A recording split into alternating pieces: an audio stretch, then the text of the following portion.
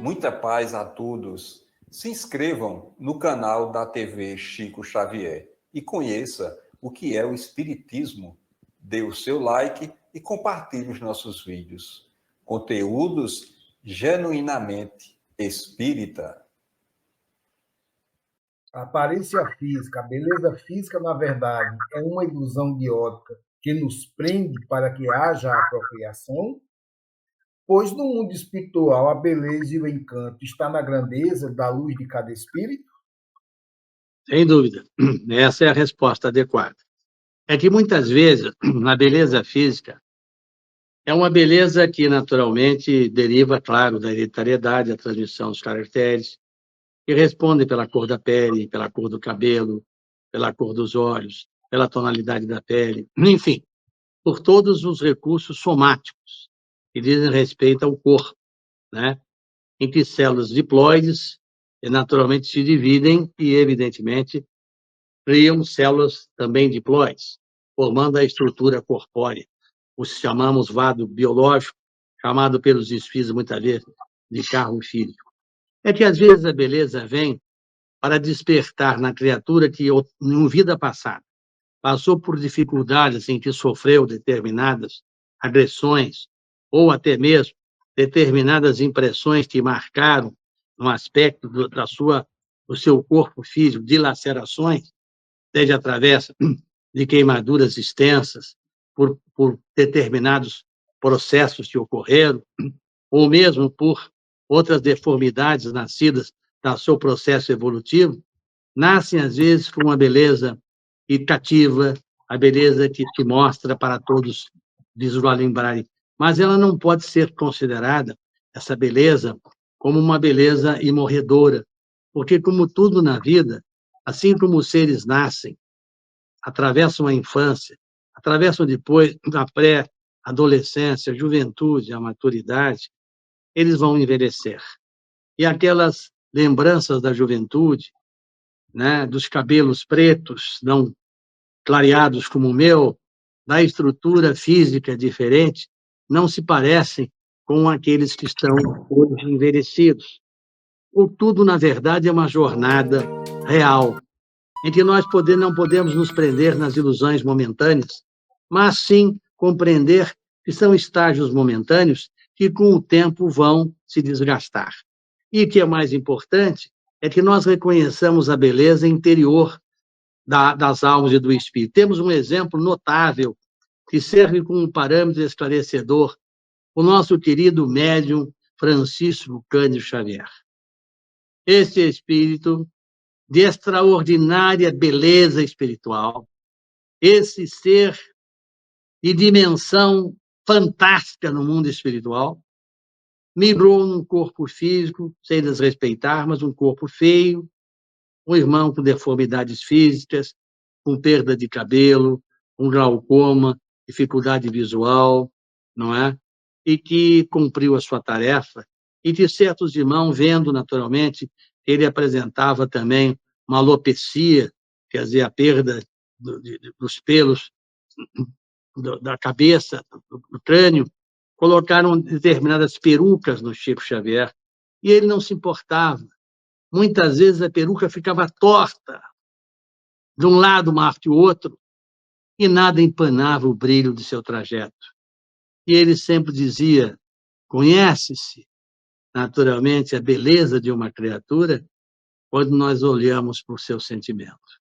E ele é uma figura das mais iluminadas. Não iluminada como o nosso amado Cristo Jesus, mas tão digno de seres de um nível próximo a Jesus, por se transformar eticamente. Ele era um capelino, hein?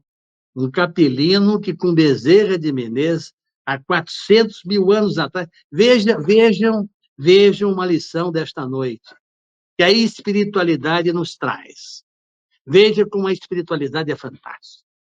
Há 400 mil anos atrás, aconteceu em Capela a rebelião de El Luzbel, que nós chamamos aqui na Terra de Lúcifer.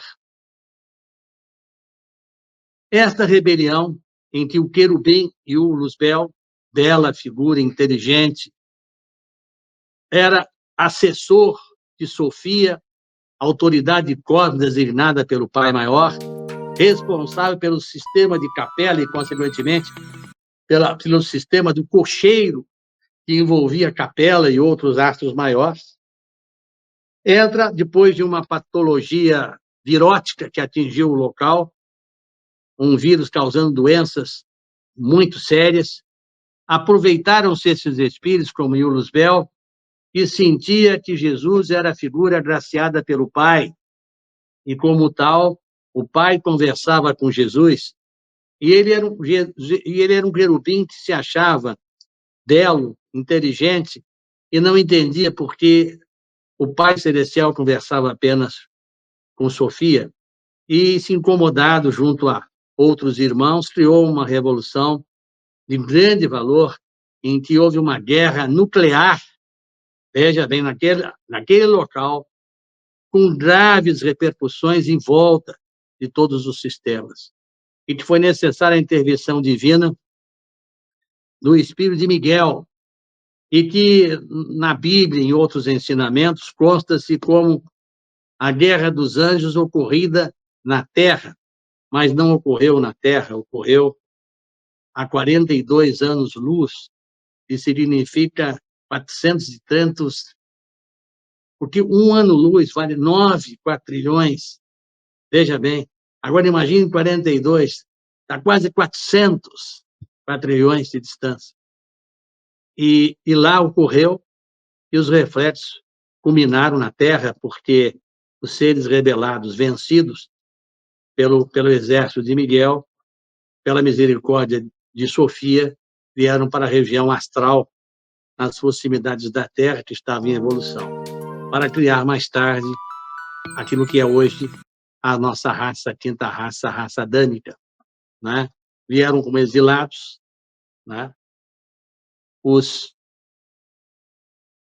egípcios e as castas da Índia, por serem mais evoluídos e mais resignados, voltaram depois de um tempo para a capela, e os hebreus, que cultuavam um Deus único, aqui ficaram, né? E os árias, que derivou-se a civilização indo-europeia, os celtas, os latinos, os gregos, dos quais nós fazemos parte, colonizou não só a Europa, e é o responsável pelas guerras fratricidas, é responsável pelo orgulho, pela vaidade e, evidentemente, pelo esquecimento dos valores espirituais. Passado 400 mil anos, passado 28 mil anos que eles ingressaram no corpo biológico da Terra, ainda hoje, 2/3 desses seres ainda se esquecem dos valores espirituais. E ao concluir esses 28 mil anos de experiência, concluindo-se essa etapa através do final da separação do joio do trigo, muitos ex-capelinos voltarão ao exílio, porque ainda não venceram o orgulho, a prepotência, o desejo das guerras que estão aí, ó. Como se não bastasse a guerra da Ucrânia e da Rússia, se não bastasse a guerra de Mianmar, se não bastasse a Primeira Grande Guerra Mundial, a Segunda Guerra Mundial, a guerra do Afeganistão, do Camboja. Agora nós temos a faixa de Gaza. Agora nós temos também uma guerra bíblica entre Israel e, evidentemente, a Pérsia, onde está o Irã, a antiga Pérsia. Então, a minha pergunta é a seguinte: a beleza não pode ser avaliada pelo contorno físico. A beleza é a reflexão da alma, do seu interior, do seu crescimento, da sua bondade. Aquele sentimento que faz com que olhemos para o próximo com amor, porque faz parte de nossa grande família. E um dia, certamente, assim como contei, as almas ricas de um mundo que descem para regiões infernais para salvar esses seres ainda capelinos que insistem na insubmissão, insistem na resignação e que serão mais uma vez exilados.